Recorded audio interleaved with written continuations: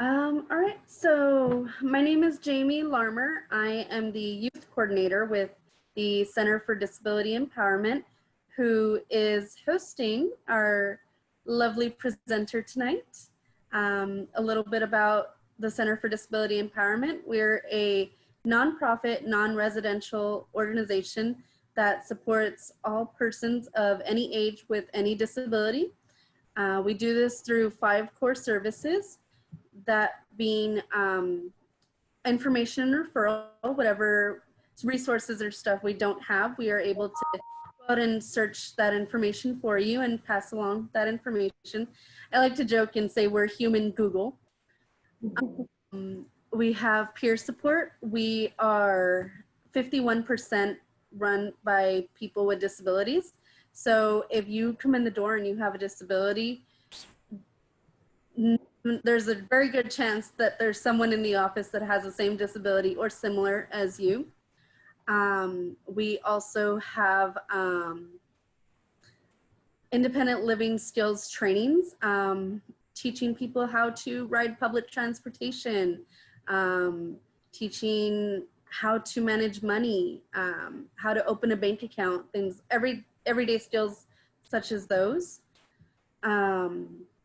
And we also have advocacy, whether that's teaching people how to be a self-advocate or going out and advocating on the person's behalf. Miss Deb Petermann here does a huge part of that. And then our last component is transition services. There's 2 aspects to that. There's nursing home transitions, and then myself, I do the youth transition. And Deb will talk a little bit about her program, Central Ohio Family Network, and she'll introduce our lovely speaker. So Deb, go ahead and take it away. Oh, one more thing, I'm so sorry. I will be adminning for tonight, and what that means basically is I'll be behind the scenes. If any of y'all have any questions and would like to ask those questions via the chat, I will be managing that. And in just a second, I'll go ahead and pull up a poll just to see where you all come from. Are you a person with disability? Are you an advocate? Are you a professional? Those types of things. And so I will pass it along now to Deb. Well, thank you everybody for joining us. My name is Deb Petermann, and I'm with the Center for Disability Empowerment. My role is I am a transition coordinator. I assist people with disabilities to move out of nursing facilities, but I am also one of the program managers for the Central Ohio Family Network. The Ohio Family Network is part of a Ohio Department of Developmental Disabilities grant, and the goal is to help families connect locally with each other, with resources, as well as what we're really interested in as an organization is to encourage true inclusion, whether it's in the workplace, the workplace, or a business, or a store, or a community service, or a church, houses of worship. So that's what we love to do, and that's what I do for my old role just kicked in, for the Center for Disability Empowerment. I used to be the church relations manager for Joni and Friends for 15 years. And what I did is I trained churches in Ohio and churches in just contiguous states. And that's what we did. We went to churches to talk about inclusion, what it can look like, how to welcome families, how to seek resources that might help a church be accessible, just to helping the church to do what Jesus did. He hung out with all people, and that's what we like to do. So once I retired from that, my friend, Jamia Cinelli, was hired on to replace me, and it was a perfect fit.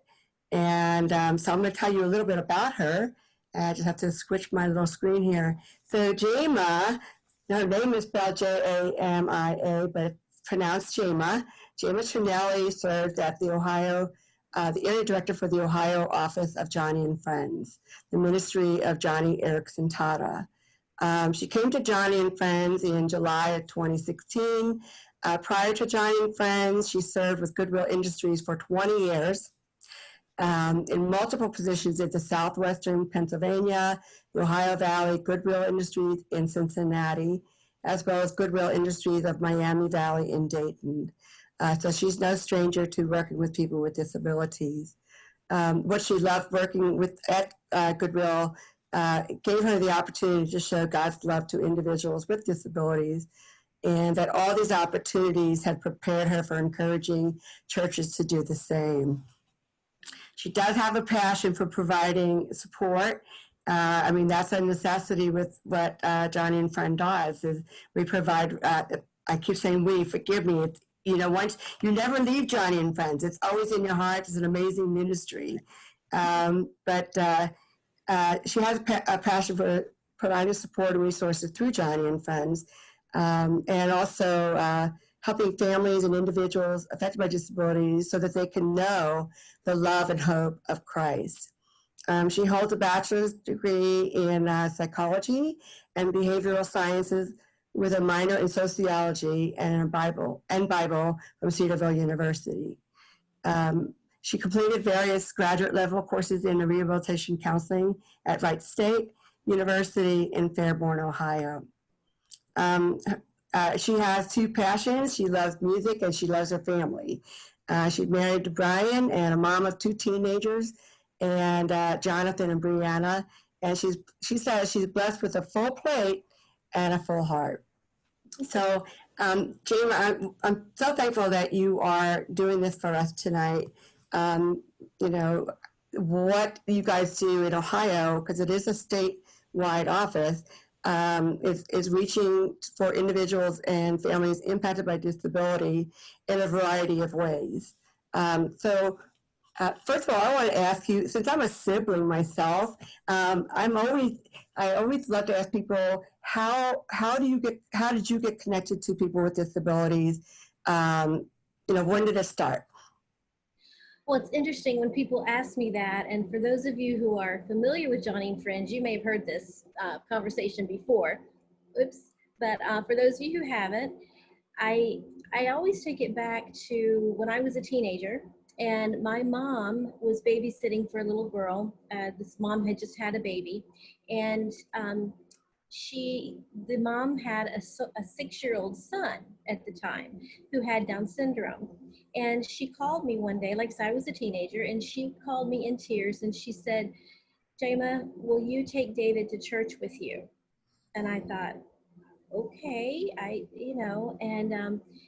asked her why, I said, well, yeah, but I knew she attended a different church. And she said, well, she had tried to enroll him in catechism classes in her Catholic church, and she had been told to not bring him back, please, that he was too disruptive.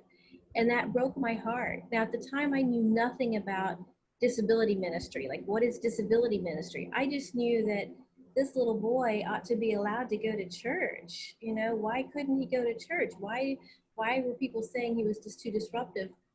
So I really feel like at that point is when God was really placing that seed in my heart, just to love on people with disabilities.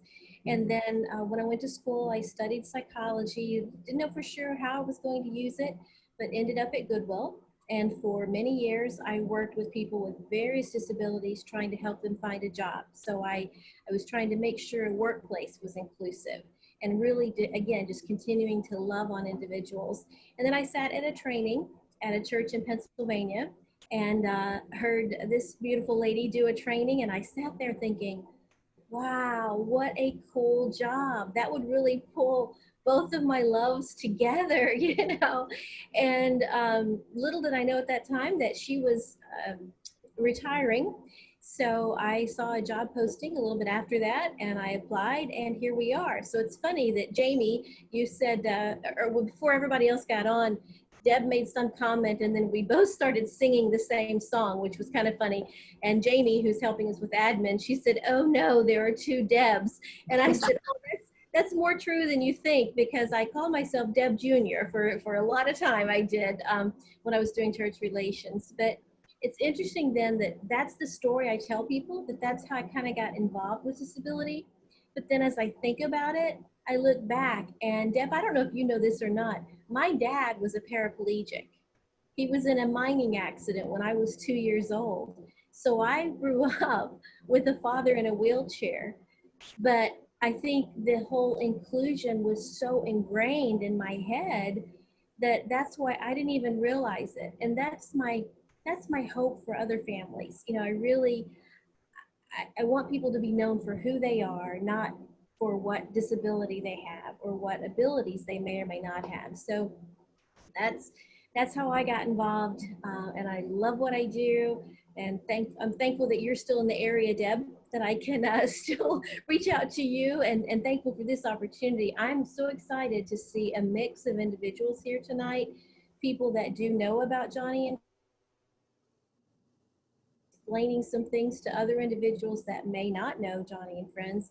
And then I'm so glad that you're here already knowing about Joni and Friends, but you can learn more about the Ohio Family Network, because the whole goal is to get families connected to the services they need. And Laura, I know Laura works in a school system. So of course, nobody's in school right now, you know, with everything going on, but I'm sure you still have some connections with families, and it would be very helpful for you to be able to reach out to Deb and, you know, get in touch with some of those families.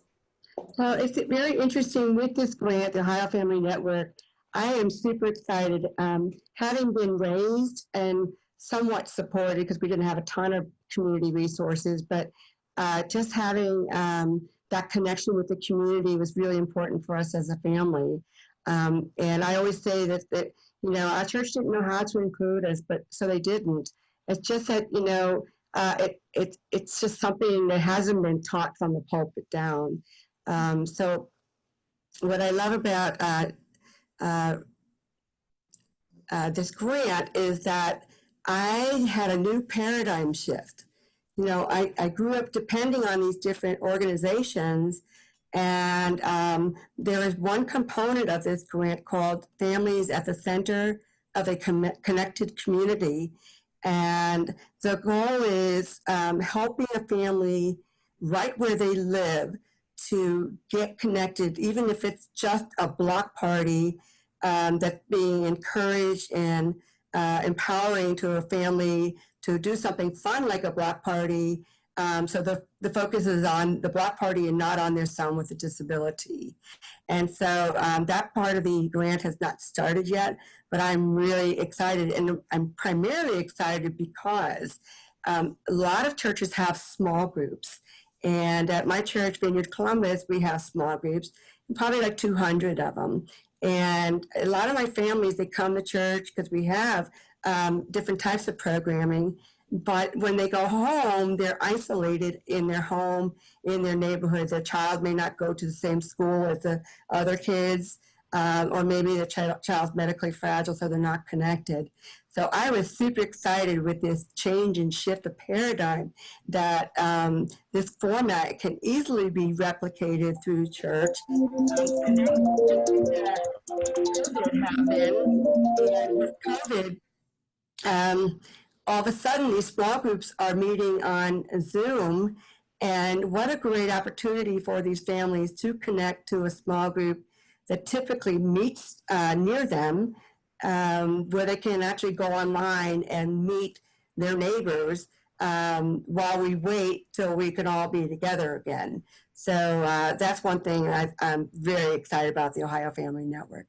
So without further ado, I'm going to go ahead and pass this on to you, Jamia, and let you tell us more about Joni and Friends, their programs, and then your wonderful message you have prepared for us tonight. Sure. So Jamie, if you would go ahead and play that video, it's personal. This will give you a word directly from our founder, Joni Eareckson Tada, on what this ministry means to her. This is called It's Personal. For me, it's personal. It began back in 1967. I was 17, athletic. One summer day, I went swimming in the bay with my sister. I swam out to this raft anchored a few yards offshore, took a reckless dive, into shallow water. I knew then my life had changed forever. My doctor said, Joni, you're going to be paralyzed for the rest of your life without use of your hands, your legs. And I said, God, I can't live like this. I won't live like this.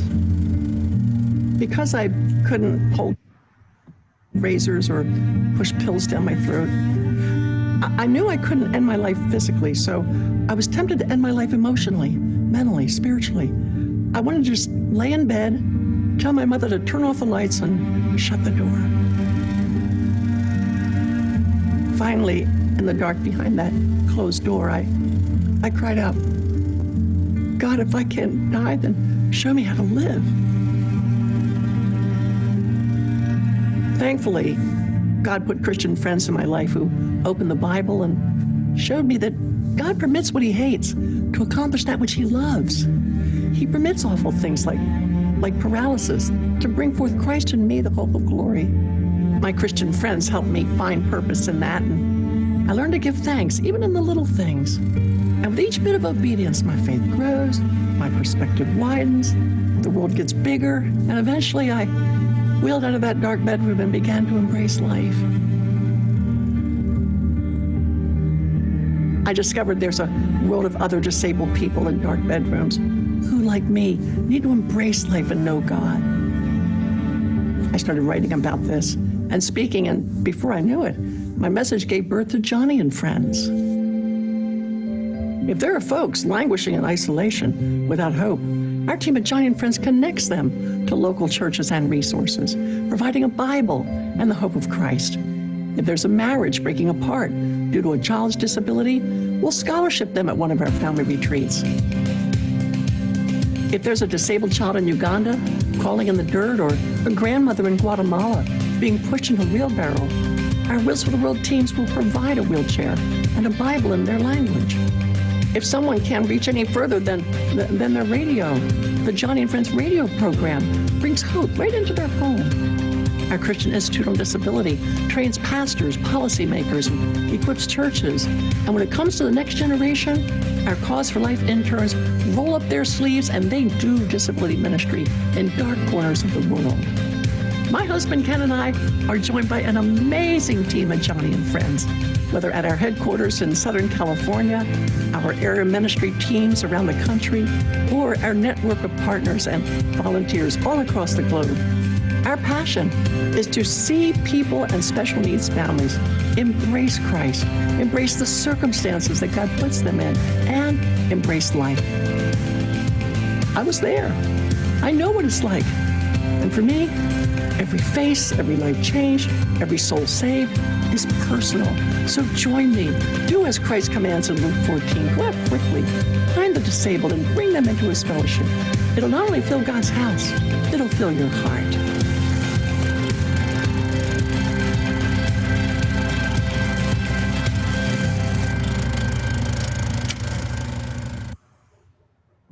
Thank you, Jamie. So I think I saw some words coming up there. Let me see if there are any other words in the chat. I saw special needs and I saw perseverance. Any others? Anybody else share a word?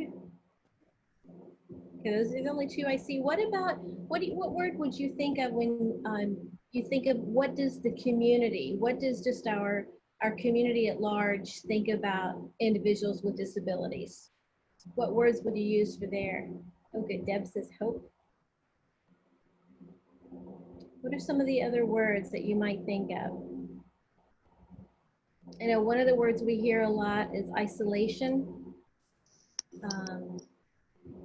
You know, right now, it's interesting. I've heard a lot of people talk about with COVID going on and people having to be quarantined in their home. They're saying that sometimes, or in some ways, the general public now is feeling what families affected by disability feel more often, that they are quarantined, set apart from other individuals. Okay, yeah, Laura says limited access, right? Burden, okay.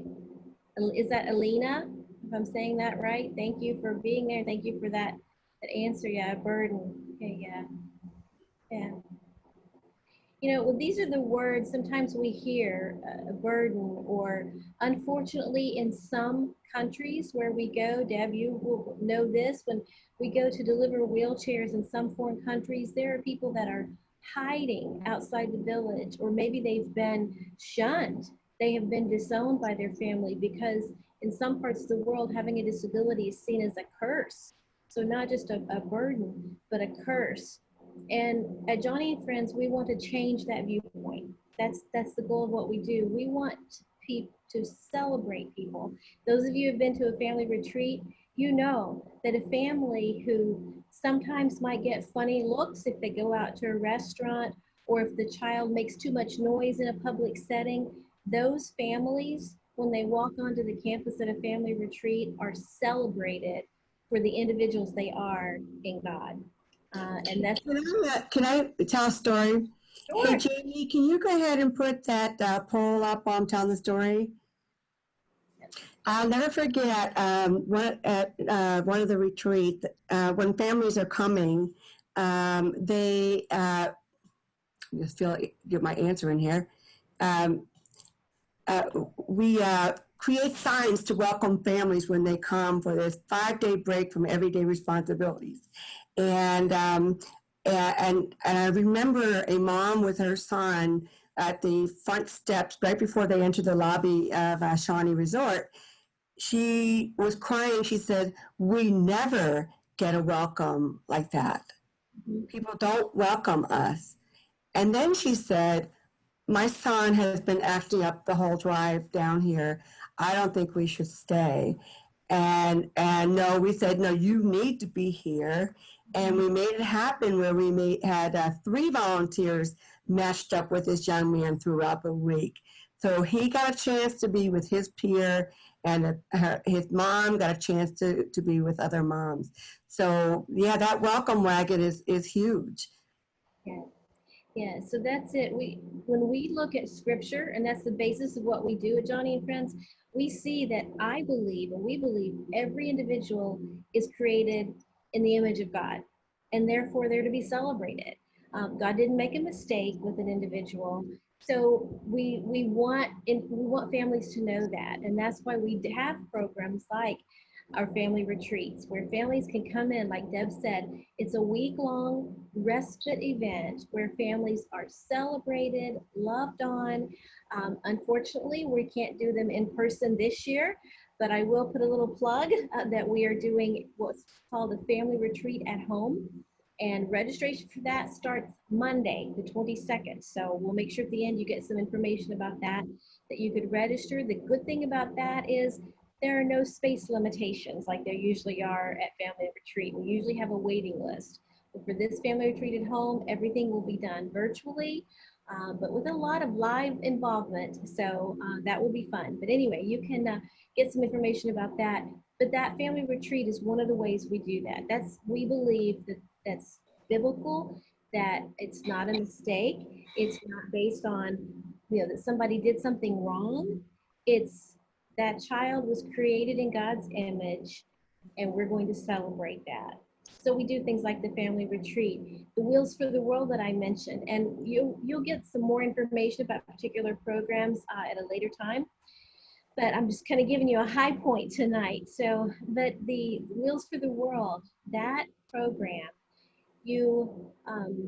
we take donated wheelchairs, and they're refurbished. They are refurbished actually in a prison, which is another interesting part of the ministry, where those wheelchairs are taken, they're refurbished, and then they're sent to third world countries. We go in from the Ohio office, we go to El Salvador. We take 2 trips a year to go to El Salvador for wheelchairs, and 1 trip to do an international family retreat. And the thing we do there is to show people that have been crawling around in the dirt. Like I said, some of them have been shunned to outside their village. We show them that they matter, that they have dignity, and it's amazing what happens when you pick that person up out of the dirt and put them in that chair, give them that dignity that a person should have, because he or she is created in the image of God. So those are the two main programs that we do, Wheels for the World, Family Retreat, and then church engagement is kind of just woven into everything that we do, even the purpose of the Wheels for the World and the Family Retreat. The purpose of those are to equip churches so that they can continue providing services. And that's where, too, I'm excited about the grant that you have, Deb, because it fits perfectly with what Joni and Friends stands for, which I think is why you thought of having us do something. Yes. Because we want to show families that you don't just have to wait for somebody else to provide a service for you. You know, Joni says that it's not disability ministry until the disabled are ministering. And that's what we believe too. It's like everybody has a gift and something they can do. So let's all work together, you know, with each other for that true inclusion. So that we're excited to see where, you know, where this may lead. But that's the church engagement piece of it. Um, I want And to, let me interrupt you a second. What was our poll? Did everyone see the poll? yeah, it looks like we've got 33% parent and guardian, 67% professional, 17% Joni and Friends family member, and a 17% other. All right. That's great. We're so glad you're all listening. And at the end, like I say, we'll give you some more information. I would love to be able to connect.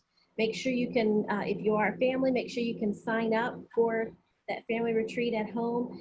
The other cool thing, and Deb, I hadn't even thought to mention this to you, but with this being virtual and no space limitations, you know, this is a great time for other families who just want to figure out what it is we're about. Sign up. You don't have to do everything. You can log on for what programs you want to log on for, and even churches that are trying to figure out, oh, maybe I could do something, you know, or our church could do something like this for our families. It would be great for churches to sign up as well. My very first thing I did with Joni and Friends, I remember getting my first computer and I just thought, I'll plug in disability ministry. And Joni and Friends came up and I read about a wheelchair drive. And so we had our very first wheelchair drive here in Columbus. I had it strategically placed at different churches by the outer belt. And we collected, I don't know, maybe 100 wheelchairs, parts, and things like that. But the coolest thing is when people drop off this wonderful piece of equipment, they are telling the story of their loved one who used it. And you know they held on to that for quite some time. So it was such a love gift for that to happen. But the other thing I find amazing is Walmart trucks goes to our distribution centers, picks up loads and loads of these wheelchairs to take them to prison sites. So this is a really well thought out, well planned program. And there is nothing like seeing a person get fitted from going from the ground. I saw a man get off, someone loaded him on top of a truck, and then they unloaded him and he crawled in, and how his countenance changed with that. So there are power, you know, some people say, oh, poor people in wheelchairs. Wheels are an amazing gift. An amazing gift. Yeah. We heard a story just from the trip last year where there was a man who was 64 years old and had never been off the ground. Everything had been, at least he did live in a small hut, and things had been built for him. Like his bed was right on the ground. There was a table that he just kind of crawled to eat at the table, but he had never been up off the ground. And they brought his son actually brought him to the wheelchair distribution. And when they picked him up and put him in that chair, they said just the look on his face and tears streaming down his face for him and the son. So it's just an amazing thing. And I'm thrilled to be a part of it. And I would like everyone in here, you know, to be a part of it. So, but the thing is, it goes back to celebrating the individual. And that's what I really want to focus on tonight. You know, everybody may have, well, I know everybody, it's not may, everybody does have things that burden you, that bring you down. And as I was preparing for tonight and thinking about what to say, what to share with the group, it's really what was just on my heart. I just want to encourage you. I want to give you that little midweek boost to say, you know, life's not all bad. there is good and we can rejoice in it and remember that you were made in God's image. I thought of a story that I want to share with you. Then I have a couple other videos of the ministry to share, but this happened to me several years ago. And again, as I was preparing for this, actually, since Deb first asked me to do this story kept coming to mind. So if you will indulge me for a couple of minutes, but I was raised in Tennessee. I told you my dad was a paraplegic, but my parents actually divorced when I was a young child. And then my mom and I lived in a mobile home in Tennessee. And then she remarried when I was 12 and we moved to Ohio. So that was my first experience in Ohio. It was in the Dayton area. But the interesting thing is that when we left Tennessee, I had lived in this mobile home very close to my grandparents' home. So when we moved, we kind of left it as is. We would use it, like when we went back to visit, we would stay there. All the electricity, the water, everything was still, working fine. We would go there to stay. And it was interesting that I left there when I was 12. So when I would go back as a 14, 15, 16-year-old, I would notice that my pink Holly Hobby bedspread, was still there just the way I had left it at age 12. So it was like this snapshot of my life to see what I had been as a 12-year-old and looking at where I was going in life. And I can tell you story after story after story of how God works and puts us where he wants us to be and brings the things into our lives to help us be what he wants us to be and to show that image that we were created in. But a tragedy hit that mobile home about probably been 15 years now. So it sat there for years and years. I won't tell you how old I am now, but it's for several years that mobile home sat there. And it had started to become a little rundown and it was used more for storage. Different members of our family had things there.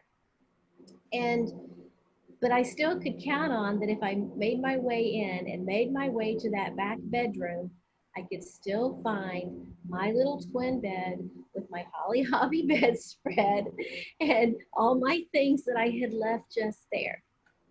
Except one night I was in Pennsylvania and I got a call from my best friend in Tennessee and she was crying and she said, "Your house just burned down." Mm-hmm. And I said, "What are you talking about?" And she said, "The trailer, the mobile home just burned." And her husband was there with her and he couldn't understand why she was so upset. She lived, like she could actually see it burning from her backyard. And she said to her husband, she said, "You don't understand, I grew up there. Part of my childhood is there." So the next time I actually went to Tennessee to visit, I knew I would have to face the emotion of seeing the rubble, the charred rubble of what had been my childhood home. So I wanted to go out there alone. I was married at the time, but I said to my husband, "No, I don't want anybody else to go with me. I just want to go out there and just have some time by myself." So I walked out there and I was crying, of course. And I was picking through the rubble. I found an old doll that had been mine as a 10-year-old, kept looking. And then I was just praying as I was walking through that and wondering, what am I supposed to find here? I just feel like there's something I'm supposed to find. So I started asking the Lord, I said, "Lord, would you help me, give me something from this rubble?" I hadn't had an easy childhood. Okay? My dad had a disability. My parents were divorced. We'd moved to a state where I knew nobody. And those all seemed like cushy problems in some ways, but it hadn't been easy. But I looked back and I was like, "Lord, give me something from my foundation that will remind me of where you've brought me, of what you've given me." And I walked around a little bit more and I didn't see anything. And I was getting a little frustrated. I was like, "Lord, show me something." And I looked down and there was a piece of a wall mirror on the ground, broken into pieces. And I remembered, then when I saw it, I remembered where that mirror had been on the wall. But I looked down and saw this mirror, and as I bent over to pick it up, just as I had said, Lord, what have you given me out of this mess? And what did I see? My own reflection. And that still small voice said to me, I gave you you. And that was such an encouragement to me. And that's what I want to share with you tonight. And just that little bit, that little story, silly if you want to think so, but whatever it is you're going through, whatever it is that may have been forced upon you that you may think, or a difficulty that you may have, we at Joni Friends want you to know that you will make it through this. And you can be celebrated. And from my own Christian beliefs, which not everybody has to share that belief here on this call, but I make no bones that that's what we believe. And God has given us that gift. So whatever your broken mirror may be, I pray that you can look at it and we want to be able to share that with you.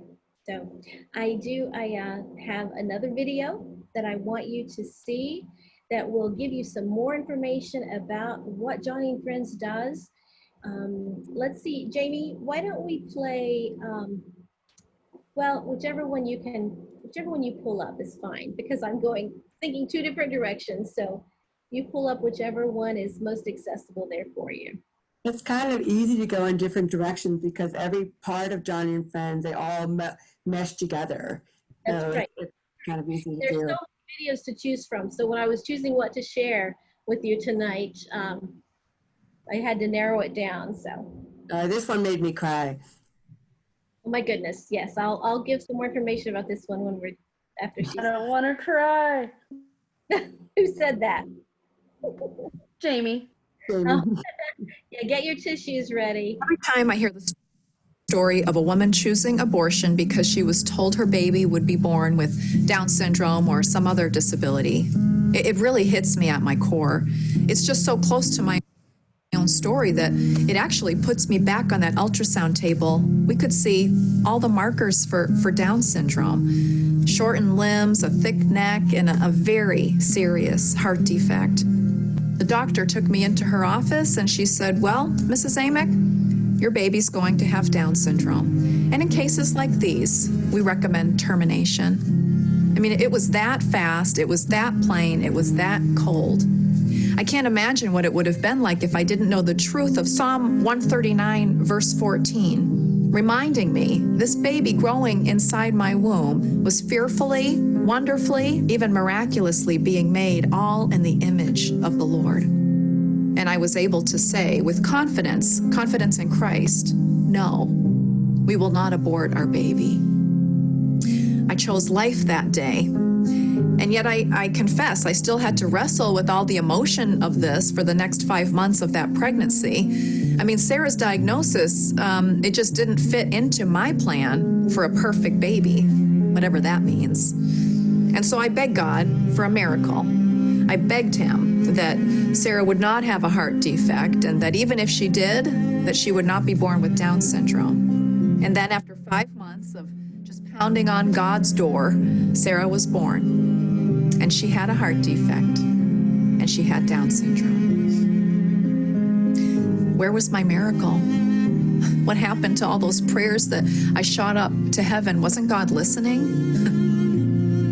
Well, right around midnight, Sarah's nurse walked into the room, and she started unplugging Sarah from all of the life support systems that she had been hooked up to for those first 6 weeks.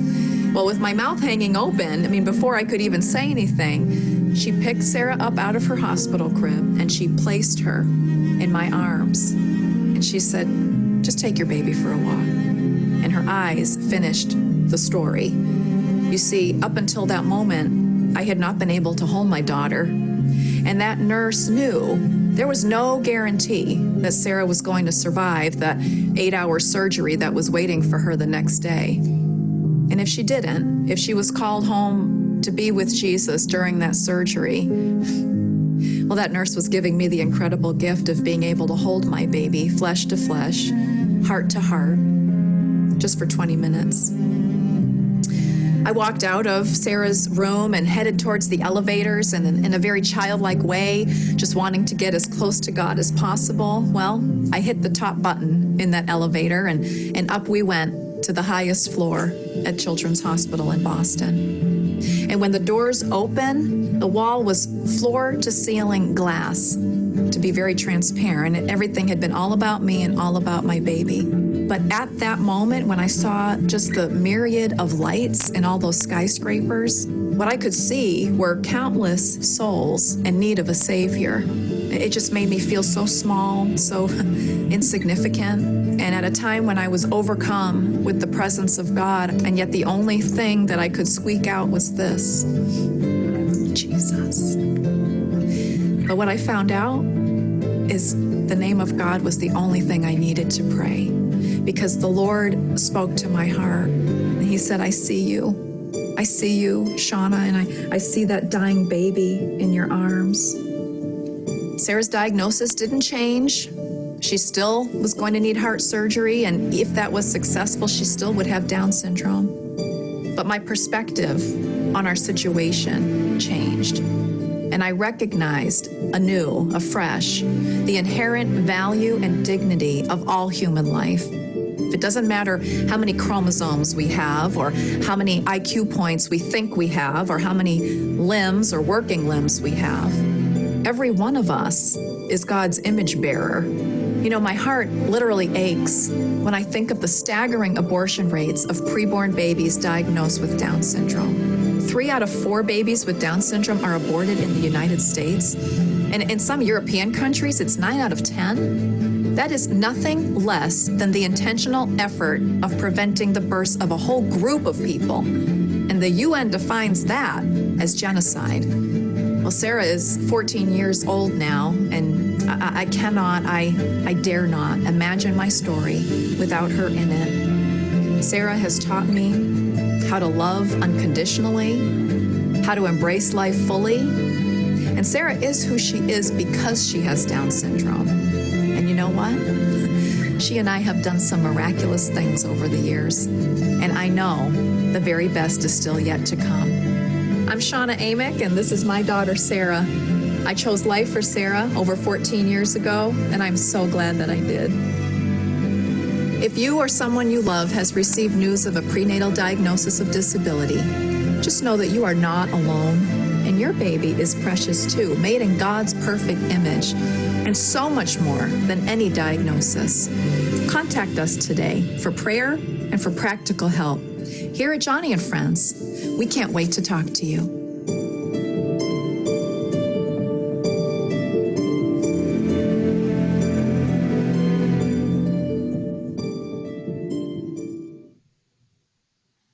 Well, that is our dear friend, Shauna Amick. So if you have ever met her, you'd love her. So, yeah, how to follow up with that. I want to jump in and share some of the other resources that are available to you. At the end, I know we'll have our website up there, but I'll just give that to you now. It's www.joniandfriends.org. Very simple, joniandfriends.org. You can go, there are so many resources that are available. Thank you, Jamie. So many resources. We have the radio programs that you can listen to. We have a blog now. We have resources. We have information about all of the ministries if you'd like to get involved with Family Retreat or Wills for the World, any of the registrations, you can find all of that there. There's so many books. Joni's artwork even is for sale on there. So please take a look at that. And coming up in 2 weeks from tonight, we'll have our part 2 of a Joni and Friends session. And that night, we will dig more deeply into family retreat and Wills for the World and really give you a picture of those. I didn't want to give everything away tonight. So I'll give you a teaser. You have to come back in 2 weeks to see more and more videos about family retreat and Wills for the World. And then maybe even if we still have Laura and the Shifers on that have been to family retreat, we might have you guys share some as well from a personal standpoint about what family retreat is like. Um, Lots of resources, like I said. If you need, Deb, this will look familiar to you. This God's Word on Disability. You've seen that, yes. So this is just a nice little pamphlet that talks about our view of disability based on God's Word. We also have Bibles that are available. Anything that you may need to share with a family, with yourself, with a family that's affected by disability, please don't hesitate to reach out to us. And then our third session, which will be in 4 weeks from tonight, I want to really share with you, that one will be much more of a Q&A type session where I want to talk about where you are in your community. Like I said to you, our mission is really to equip churches to be able to reach out and to welcome families in who are affected by disability. Deb, I'm sure you could echo this, but when I first came to Joni and Friends, one of the things that continually broke my heart was on a Monday morning getting a phone call from a mom who would say, "We've been asked to leave another church." And I thought, why? But there are so many churches and maybe some in your community that just don't know. They're afraid of the unknown sometimes, and they don't know how to welcome a family that may be affected by a severe disability.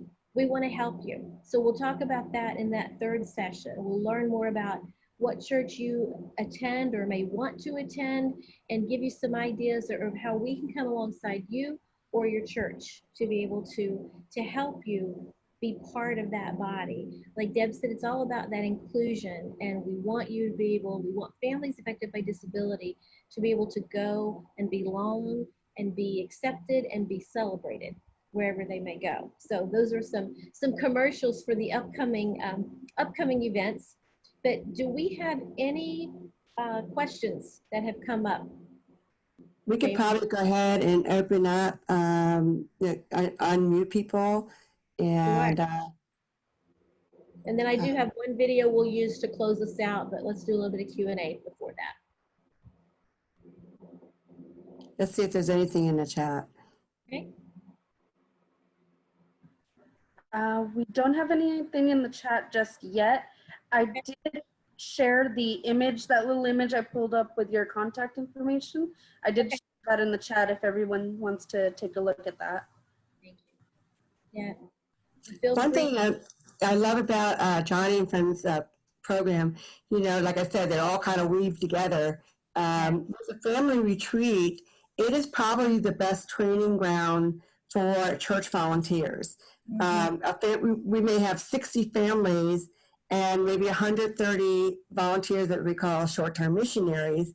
And these are people that are, some are OTs, some are PTs, some are special ed teachers. We've had an entire youth group serve together. So a variety of people. Some moms want to serve with their kid. If they reach the age of 14 or 15, is it? They can serve as a short-term missionary. And it is our best training ground because they see the impact of the disability on the family. They are somewhat immersed in a day in the life of, and it breaks down maybe fears and things like that. And people actually leave empowered. Right. It's a wonderful thing. So without part two, I think that's something, if you are part of a church and your youth group, you might ask your youth group pastors to come on board and listen to this. We actually had one youth group, I think they served together 5 years, and some of those students now are leaders at Family Retreat. In fact, go ahead and tell them. Well, the Laura Hudock that you just met tonight, Deb, they brought a whole group from the church. It's a new church in the Kent area, and they came and brought a whole group of individuals, really on fire, young people. And then, yeah, are you the youth group Hillcrest? Is that the youth group you're referring to? Oh, I can't remember because it's been, yeah, I've been to, I think, 24 family retreats in my life. Yeah, me too. And 2 of them were in El Salvador.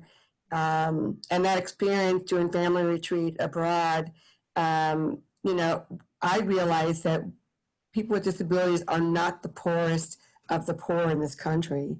We have a net, but these countries do not. And I remember teaching a pastoral group. We had about 30 pastors. Of course, we had an interpreter, but they want to learn how to include families. So the mindset is universal. It's not just here in the States. You know, one thing I always think about, you know, people will think, well, why aren't churches already doing this? I remember, and I'm kind of paraphrasing, a reporter asked Helen Keller of all the disabilities to have, which one would be the worst? And she said to have sight but no vision. You know, the church universal has lost vision who Jesus hung out with. He didn't hang out with people that were perfect and had together. He hung out with us broken people. And so sometimes we just have to keep knocking on those doors. And Joni and Friends is a great support if you're even thinking about addressing your church at large, or you know, you have questions about it. They are your go-to group here. Yeah, thank you. You can tell I'm a fan. Yes, you are. Yes, yeah. That's what got me hooked to start with. Yeah. Yeah, it is. You know, I'm glad you said that, Deb, because when I think it was Laura that said special needs is what disability means. You know, we're all broken. We all have a need. We all have special needs. You know, they're just varying degrees. Yeah, and there's so much. Like I say, we'll certainly get into more in a couple weeks. I want to share with you some of the specifics, ins and outs of becoming a short-term missionary at Family Retreat, or how to sign up, what families are saying about it, how it has impacted those families. And that's everything that we do here on the local level. Now, there are 19 area ministry offices across the country, and then we all report back to our headquarters in California. That's where Joni is now. And by the way, Joni just had a PET scan yesterday, so we're waiting to hear the results. Look at that. She has fought her second bout of breast cancer. But we're still praying for her with these treatments that she has gone through. So waiting on that, but she is a wonderful, strong, blessed lady who has gotten bored being home with COVID. But she says Ken Tata finally allowed her to go out. So she went out this past week. But we have things like you heard her mention in the video, the Christian Institute on Disability. So things where we're pouring into public policy. Joni was actually able to be on President Trump's COVID recovery task group.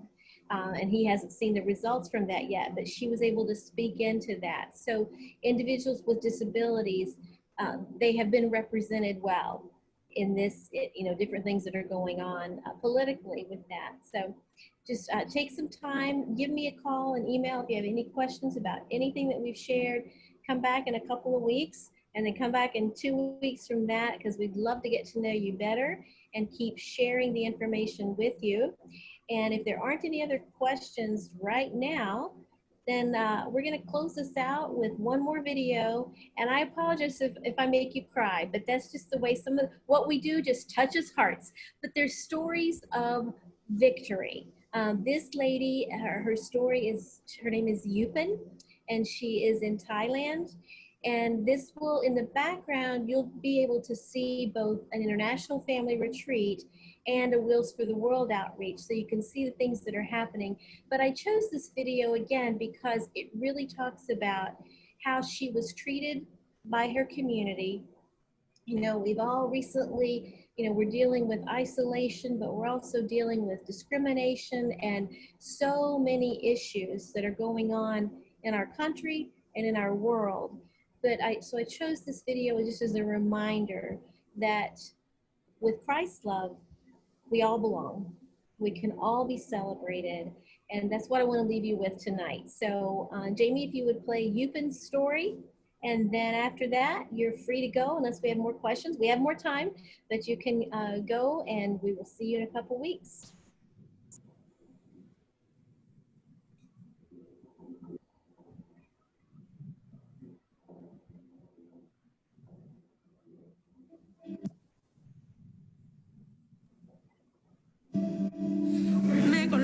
So I put the ventilator on her, and the doctors made me leave. On the way here, I prayed that, God, if you are letting her go, let her go peacefully.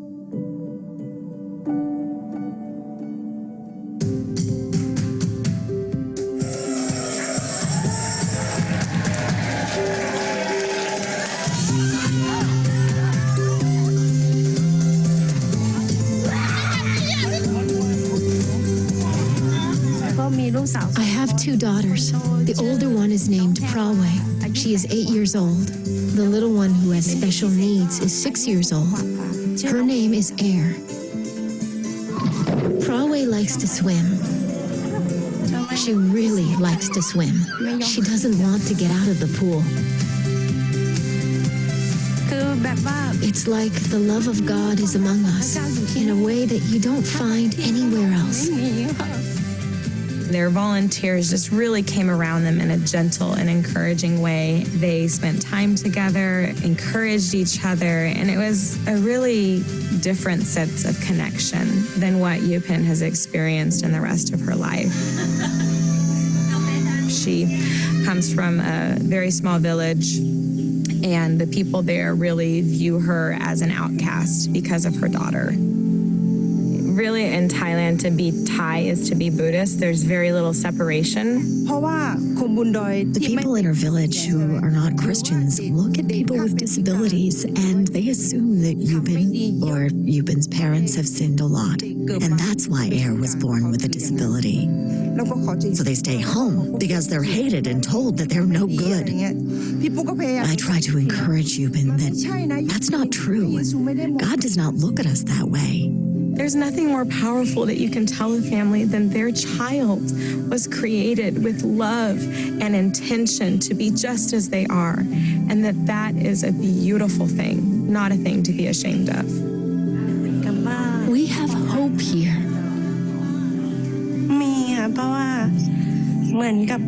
It's like God's plan was to give me a special needs child. Because without her, I might not be able to walk with God. When they were talking about baptism, I have no chance to have that back at my village. So I felt like if I have an opportunity, I would like to do it right away. So I'd like to be baptized and have a stronger walk with the Lord and give Him 100% of my faith.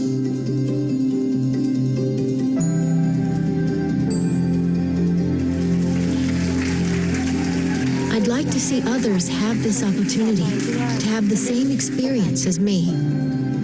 As for me, I wish I could pause time and be at this place forever.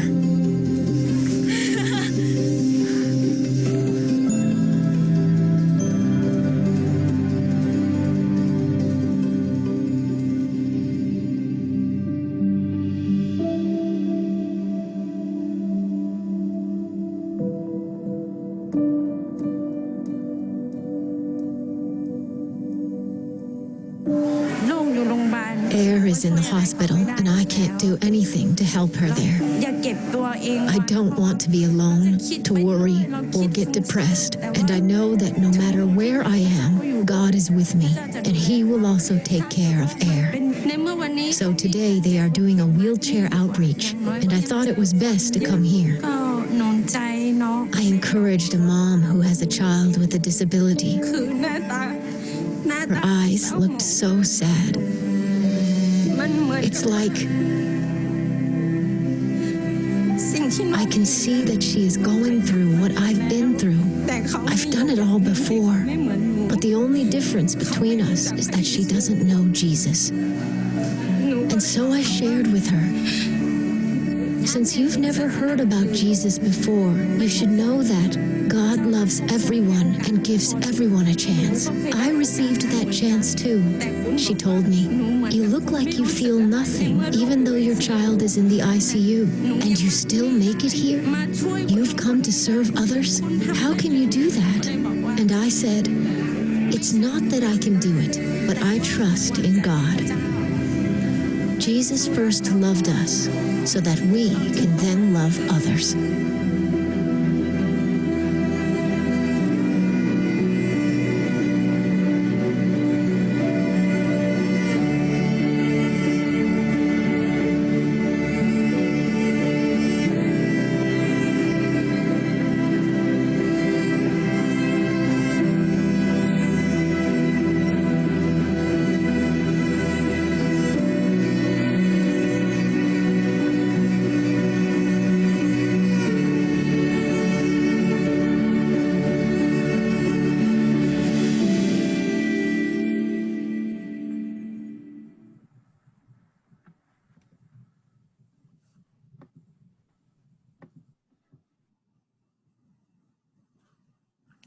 Well, Jamia, I appreciate you doing this tonight.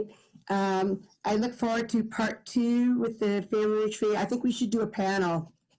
I think we should have people who've been there who have questions, and I think it'll be pretty good. So thank you all who joined us tonight. We have recorded this. Hopefully it came out clear. That's always our hope. If it does, we will let you know what that link is on our YouTube channel, the Center for Disability Empowerment. So, Jamia, thank you so much. Thank you all for joining us, and have a great evening. Bye. I did have one private question. Let me just answer that. The individuals who asked that, we are not only in Ohio. Joni Friends is all across the country, so we have area ministry offices all across the country. So whatever state you are in there, just look us up or give me a call and I will connect you to that local office. So thank you. And your office is here in Franklin County. It is in Columbus, just inside the 270 loop between Whitehall and Reynoldsburg. Well, thank you. Good night, everybody. Thank you. Good night.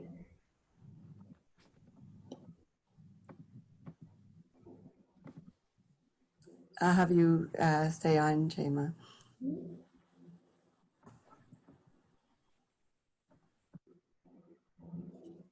See who else is with us still. Violet, are you on? Yes. Hi, Violet. Hi. Can you hear me? Yes, I can see you too. Hey, because How did you hear about us? me. How did you hear about us? Huh? How did you hear about us? Through Carolyn, she sent us an email. Oh, Carolyn Johns Yeah. from Rayma. Yeah. It's good to see you. Thanks for joining us tonight. Yeah, I really like that. And you know, we need that. Yes, you do. I take care of my grandson. And we're not having our special needs ministry because of the virus. So I'm really glad to have this. Thank you so much. Well, I'll make sure I tell Carolyn about the next 2 that are coming on, okay? Okay. And hopefully, we can get Joyful Noise back up again. Okay. All right. So thank you so much for doing this tonight. And I think for the next one, we should go ahead and do a panel. Okay. So you can be on there, Joel can be on there. Maybe a family that went last year for their first time. Okay. And maybe a family that's done it long term, but let's make sure they are able to share Right. that Okay. kind of thing. And then the third part, church community, I think that should be kind of a panel too. And I'll talk to you about that just because if we could invite, just kind of, do you remember that One Accord conference that we had? I don't know if you were, it was here in Columbus. I'll explain it to you, and because I have an idea of what that could look like. So anyway, I'll let you go home, be home, go to bed.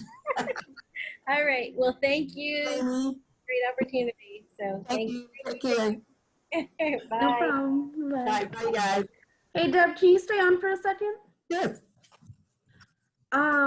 So the person that was on the call, Alina. Alina. Okay. Yeah, she is the one she's my friend from El Paso. Okay. She took over my position in El Paso. Oh. Cool.